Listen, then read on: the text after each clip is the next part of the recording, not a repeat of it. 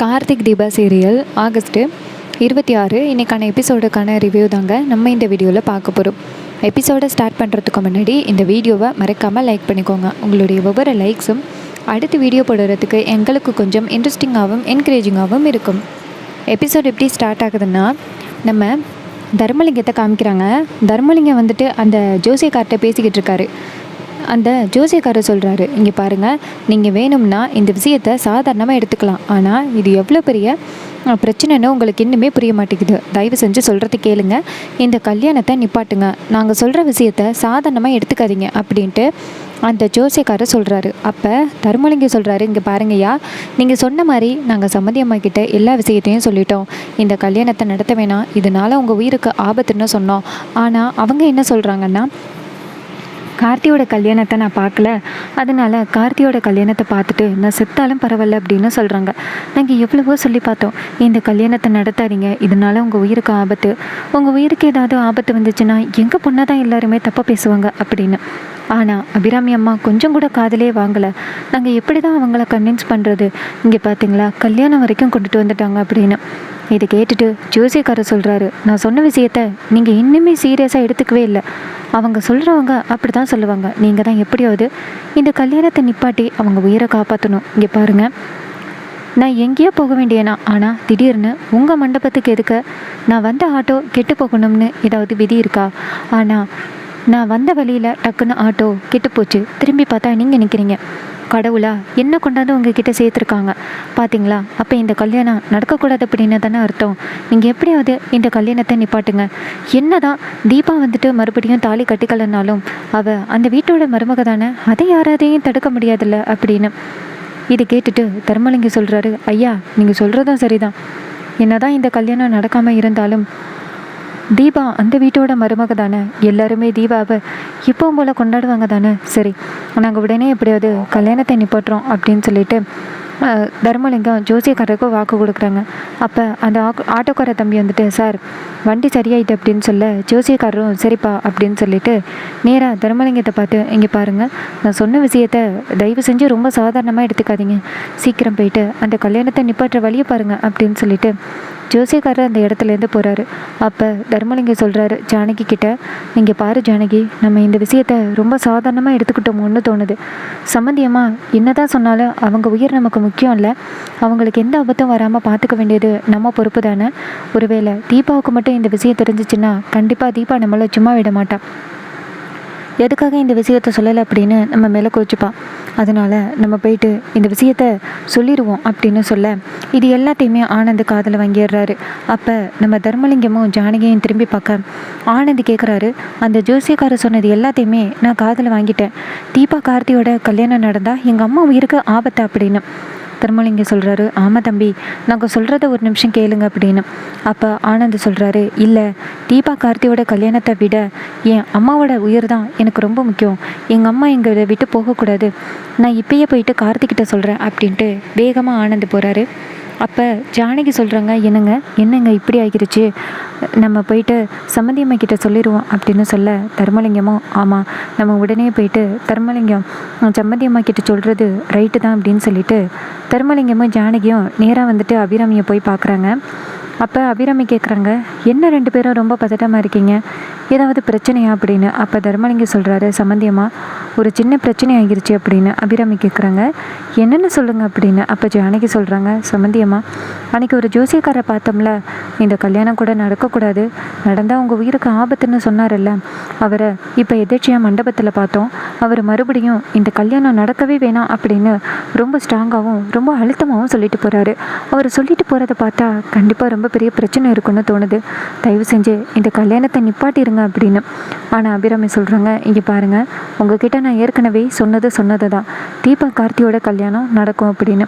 அப்போ தர்மலிங்கம் சொல்கிறாரு, நாங்கள் பேசிக்கிட்டு இருந்ததை உங்கள் பெரிய பையன் ஆனந்த் காதில் வாங்கிட்டாரு, ஆனந்த் வந்து கார்த்திகிட்ட சொல்ல போகிறேன்னு சொல்லிட்டாரு அப்படின்னு. அப்போ அபிராமி சொல்கிறாங்க, இங்கே பாருங்கள், நான் பார்த்துக்கிறேன், கண்டிப்பாக ஆனந்த் சொல்லியிருக்க மாட்டான், நான் பார்த்துக்கிறேன் அப்படின்னு.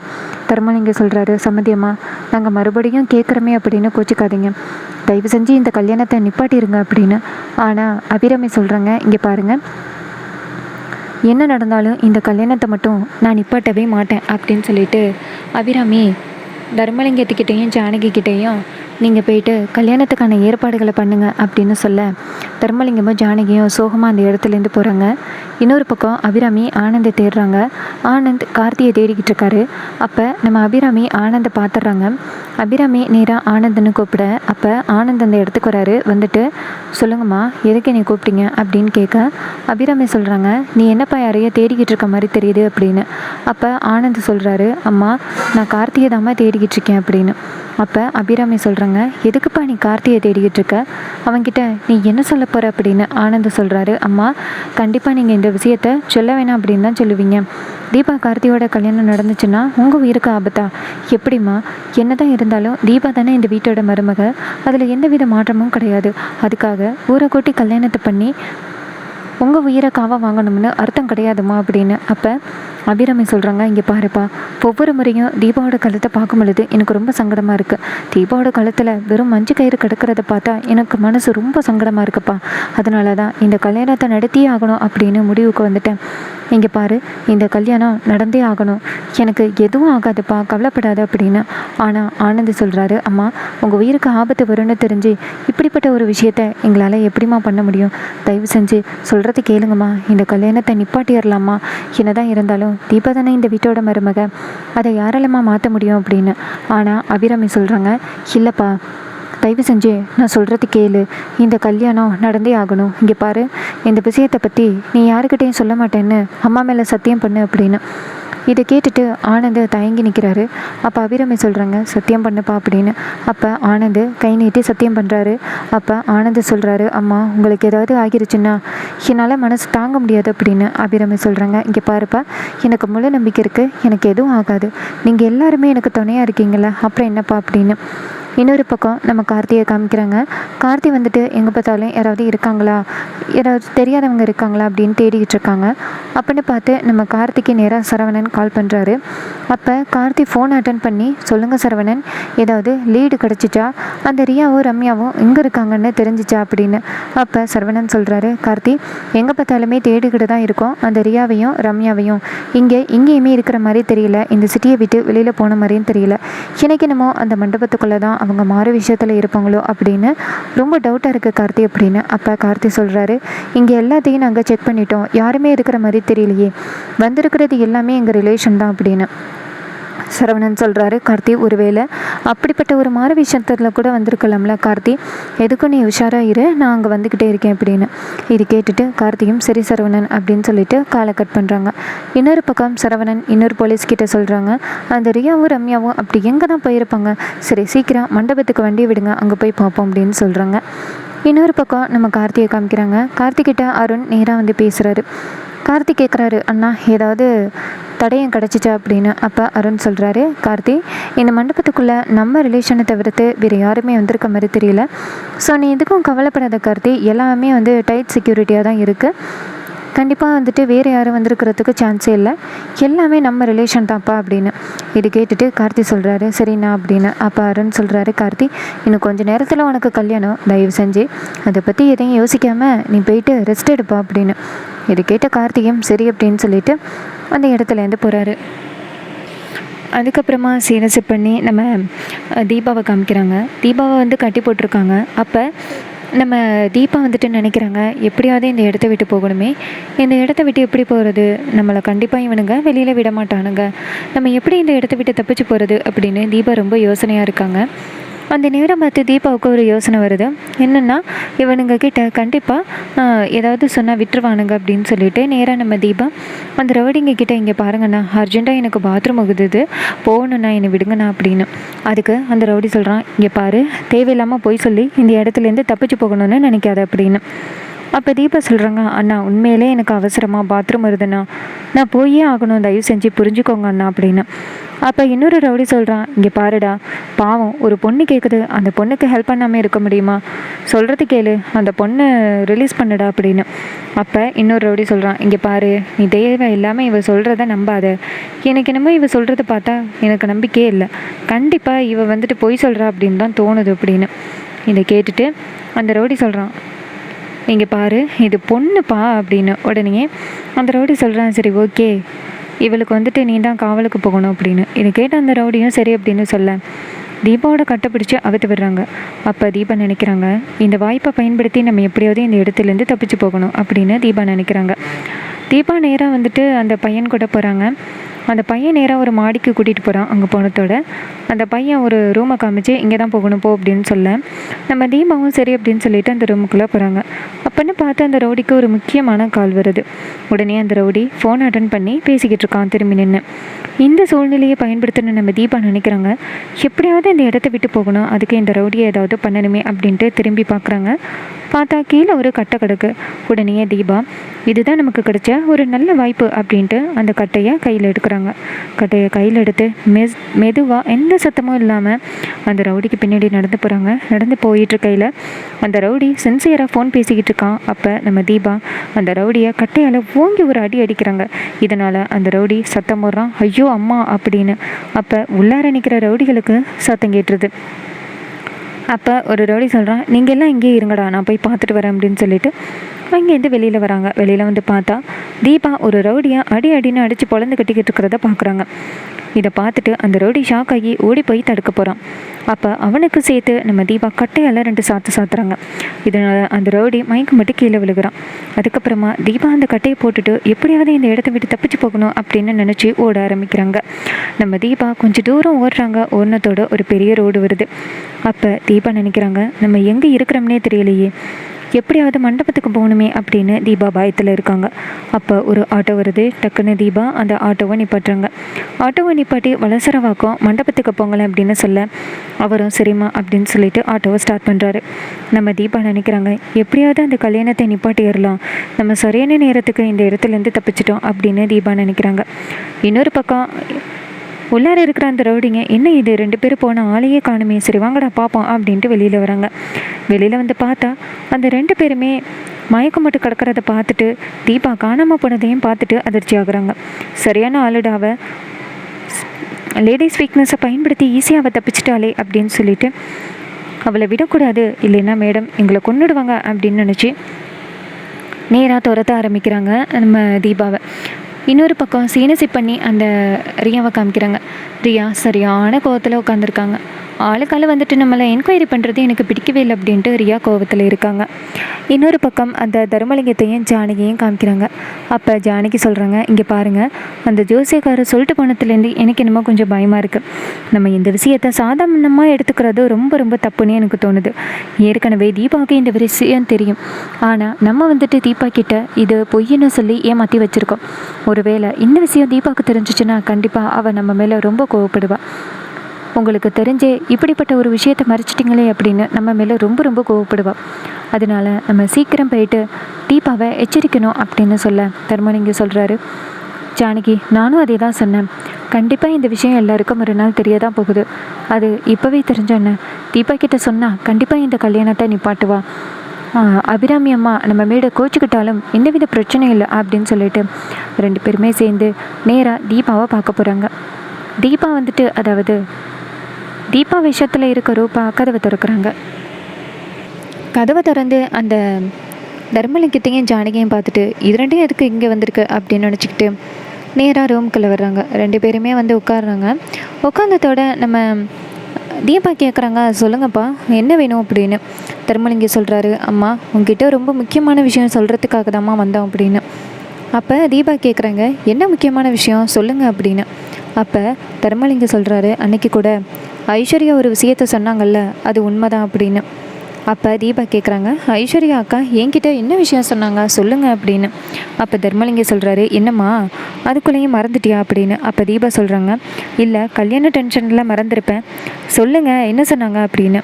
அப்போ ஜானகி சொல்கிறாங்க, இங்கே பாருமா, உனக்கும் கார்த்திக்கும் கல்யாணம் நடந்துச்சுன்னா உன் அத்தை இருக்காங்கள அவங்க உயிருக்கு ஆபத்து அப்படின்னு ஜோசியக்காரர் சொன்னாருன்னு சொன்னோம்ல, அது கூட ஐஸ்வர்யா உங்ககிட்ட வந்து சொன்னாங்கல்ல, அது கூட நாங்கள் எல்லோரும் சேர்ந்து பொய்ன்னு சொன்னோமே அப்படின்னு. அப்போ தீபா சொல்கிறாங்க, சரி அதுக்கு என்ன அப்படின்னு. அப்போ ஜானகி சொல்கிறாங்க, இங்கே பாருமா, நாங்கள் அன்றைக்கி சொன்னது உண்மைதான். உண்மையாகவே உனக்கும் கார்த்திக்கும் கல்யாணம் நடந்துச்சுன்னா கண்டிப்பாக உங்கள் அத்தை உயிரோடு இருக்க மாட்டாங்க அப்படின்னு. இதை கேட்டுட்டு தீபா அதிர்ச்சி ஆகுற மாதிரி, என்ன சொல்கிறீங்க, எங்கள் அத்தை உயிருக்கு ஆபத்தா அப்படின்னு. அப்போ ஜானகி சொல்கிறாங்க, ஆமாம்மா, உடனே இந்த கல்யாணத்தை நிப்பாட்டிடணுமா அப்படின்னு. இதை கேட்டுட்டு ரூபா ரியா அதிர்ச்சி ஆகுறாங்க. அப்போ நேராக தீபா சொல்கிறாங்க, இங்கே பாருங்கள், அவங்க வயசானவங்க, வாழ்ந்து கெட்டவங்க, அவங்க பேர குழந்தைகள் வரைக்கும் பார்த்துட்டாங்க, அவங்க உயிரோட இருந்தால் என்ன இல்லாட்டி என்ன அப்படின்னு. இதை கேட்டுட்டு தர்மலிங்கம் அதிர்ச்சியாகி, என்னம்மா இப்படி சொல்கிற, நீ உன் அத்தை மேலே எவ்வளோ பாசமாக இருந்த, என்னம்மா இப்படி பேசுகிற அப்படின்னு.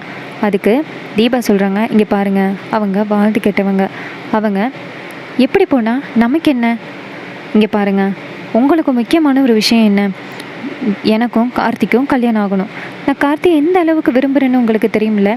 இங்கே பாருங்கள், நான் இந்த வீட்டுக்குள்ளே சுயமரியாதையாக வாழணும், ஐஸ்வர்யா மீனாட்சி மாதிரி நேர்மையாக வாழணும்னு ஆசைப்பட்றேன். அதனால தான் இந்த கல்யாணத்தையே நான் அரேஞ்ச் பண்ணேன்.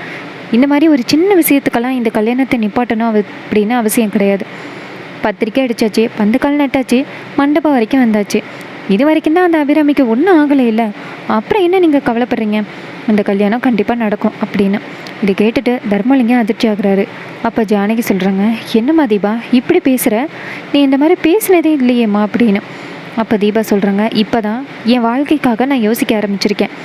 கண்டவங்க சொல்கிறத கேட்டுட்டு நான் இத்தனை நாளும் சுயநலமாக இல்லாமல் போயிட்டேன். அதனால தான் நான் இத்தனை நாளும் சந்தோஷமாக இல்லாமல் போயிட்டேன். இப்போ தான் எனக்கு புரியுது எது முக்கியம் எது முக்கியம் இல்லைன்னு. அந்த அபிராமி அம்மா எப்படி போனால் நமக்கு என்ன, ஃபஸ்ட்டு எனக்கும் கார்த்திக் சாருக்கும் கல்யாணம் ஆகட்டும். ஒருவேளை அந்த அபிராமிக்கு என்ன ஆனாலும் என்ன, அதான் வீட்டோட கொத்து சாவி எனக்கு கிடச்சிரும்ல, அப்புறம் நான் தான் அந்த வீட்டோட மகாராணியாக இருப்பேன், நீங்கள் அந்த வீட்டுக்குள்ளே ஜாலியாக வந்து செட்டில் ஆகிடலாம். அப்புறம் என்ன நீங்கள் இப்படி பேசுகிறீங்க, உங்கள் பொண்ணோட வாழ்க்கை நல்லபடியாக அமைய போகுதுன்னு நினச்சி சந்தோஷப்படுங்க. அதை விட்டுட்டு இந்த கல்யாணத்தை நிப்பாட்டணும் அப்படின்லாம் சொல்லாதீங்க. அண்ட் முக்கியமான விஷயம், இந்த விஷயத்தை நீங்கள் கார்த்திக்கிட்ட சொல்லிடாதீங்க, அதான் ரொம்ப இம்பார்ட்டண்ட்டு. கார்த்திக்கு தெரிய வந்துச்சுன்னா கண்டிப்பாக கார்த்தி இந்த கல்யாணத்தை நிப்பாட்ட நினைப்பான் அப்படின்னு. இதை கேட்டுட்டு தர்மலிங்கமும் சரிம்மா அப்படின்னு சொல்லிட்டு நேராக தர்மலிங்கமும் ஜானகியும் வெளியில் வராங்க. அப்போ தர்மலிங்கம் சொல்கிறாரு, தீபா இந்த மாதிரி பேசி என் வாழ்க்கையில் பார்த்ததே கிடையாது அப்படின்னு. அப்போ ஜானகி சொல்கிறாங்க, அவள் பேச்சிலேயே நிறைய மாற்றம் தெரியுதுங்க, அவள் இந்த மாதிரி பேசி நானும் கேள்விப்பட்டதே இல்லை, அதுவும் அபிராமி உயிருக்கு ஆபத்துன்னு சொல்கிறேன், அது ரொம்ப பெரிய விஷயம் இல்லைன்னு சொல்கிறான், எனக்கு என்னமோ சந்தேகமாக இருக்குங்க, நம்ம பொண்ணுக்கு ஏதோ ஆகிருச்சு அப்படின்னு. தர்மலிங்கம் சொல்கிறாரு, இங்கே பாரு, இதுக்கப்புறம் அந்த கடவுள் மேலே பாரத்தை போட்டு இருக்க வேண்டியது தான், நம்மளால் ஒன்றும் பண்ண முடியாது அப்படின்னு சொல்லிட்டு ரொம்ப ஃபீல் பண்ணுறாங்க. ஜானகி சொல்கிறாங்க, என்னங்க இதுக்கு மேலே நம்மளால் ஒன்றும் பண்ண முடியாது, இனிமேல் கடவுள் மேலே பாரத்தை போட்டு இருக்க வேண்டியது தான் அப்படின்ட்டு சொல்லிவிட்டு அந்த இடத்துலேருந்து 2 பேரும் போகிறாங்க. இன்னொரு பக்கம் சரவணன் ரொம்ப குழப்பத்தில் இருக்கார். எங்கேயுமே அந்த ரியாவும் ரம்யாவும் இல்லைன்னா வேறு எங்கே இருப்பாங்க, கண்டிப்பாக மண்டபத்துக்குள்ளே தான் இருப்பாங்க அப்படின்னு சந்தேகம் வருது. இன்னொரு பக்கம் நம்ம மீனாட்சி வந்து தீபா அடிச்சிட்டாலே அப்படிங்கிற ஒரு கவலையில் இருக்காங்க. அப்போ மைதிலி போயிட்டு நேராக மீனாட்சியை பார்த்து, மீனாட்சி என்னம்மா இன்னும் கவலையாக இருக்கியா அப்படின்னு கேட்க, அப்போ மீனாட்சி சொல்கிறாங்க, எனக்கு என்னமோ தீபா உருவத்தில் நிறைய மாற்றம் இருக்கிற மாதிரி தெரியுது, உங்களுக்கு தெரியலையா அப்படின்னு. அதுக்கு மைதிலி சொல்கிறாங்க, அவள் உருவத்தில் மட்டும் இல்லை, பேச்சிலே தான் மாற்றம் தெரியுது அப்படின்னு. இதை கேட்டுட்டு மீனாட்சி ஷாக் ஆகுறாங்க. அப்படின்னு பார்த்து அந்த இடத்துக்கு ஆனந்த் வராரு. ஆனந்த் வந்துட்டு நேராக மீனாட்சியை பார்க்க, மீனாட்சி வந்து ஆனந்தை பார்த்துட்டு, என்னங்க உங்கள் முகமே சரியில்லை, ஏதாவது பிரச்சனையா அப்படின்னு. அப்போ ஆனந்த் சொல்கிறாரு, மீனாட்சி நான் சொல்கிறத யாருக்கிட்டையும் சொல்லிடாத அப்படின்னு சொல்லிட்டு விஷயத்த சொல்கிறாங்க. இது கேட்டதோட மீனாட்சிக்கு ரொம்ப ஷாக் ஆகுது. என்னது, தீபா கல்யாணம் நடந்தால் அத்தையோட உயிருக்கு ஆபத்தா, அப்போ இந்த கல்யாணத்தை நிப்பாட்டியே ஆகணுமே அப்படின்னு சொல்கிறாங்க. இன்னொரு பக்கம் நம்ம தீபாவை சாரி மாற்றி மேக்கப் பண்ணி கூட்டிகிட்டு வராங்க. அப்போ கார்த்தி மணமேடையில் உட்காந்துருக்காரு, தீபா பக்கத்தில் உட்காந்துருக்காங்க. அப்போ நம்ம கார்த்தி தீபாவை பார்த்ததோட கொஞ்சம் ஷாக்காக ஆரம்பிக்கிறாரு. ஏன்னா தீபாவை கார்த்திக்கு நல்லாவே தெரியும். அப்போ நம்ம கார்த்திக்கு அது தீபானே தோணவே இல்லை. அப்போ கார்த்தி தீபாவை சந்தேகமாகவே பார்த்துக்கிட்டு இருக்காரு. இன்னொரு பக்கம் நம்ம ரம்யா மனசில் யோசிக்கிறாங்க, என்ன கார்த்தி நம்மளையே வச்சுக்கண்ணு வாங்காமல் பார்த்துக்கிட்டு இருக்கான், ஐயோ ஒருவேளை கண்டுபிடிச்சிட்டானோ அப்படின்னு பயத்தில் இருக்காங்க. இன்னொரு பக்கம் நம்ம தீபா மண்டபத்துக்குள்ளே ஓடி வந்து நிற்கிறாங்க. ரொம்பவே இன்ட்ரெஸ்டிங்காக அப்கமிங் எபிசோடு இருக்க போகுது. இதே மாதிரி இனிமேல் அப்டேட்ஸை நம்ம சேனலில் பார்க்கணும்னா மறக்காமல் நம்ம சேனலை சப்ஸ்கிரைப் பண்ணிக்கோங்க. இது வரைக்கும் இந்த வீடியோவை பார்த்த உங்கள் எல்லாருக்குமே ரொம்ப தேங்க்ஸ். அடுத்த வீடியோவில் பார்க்கலாம்.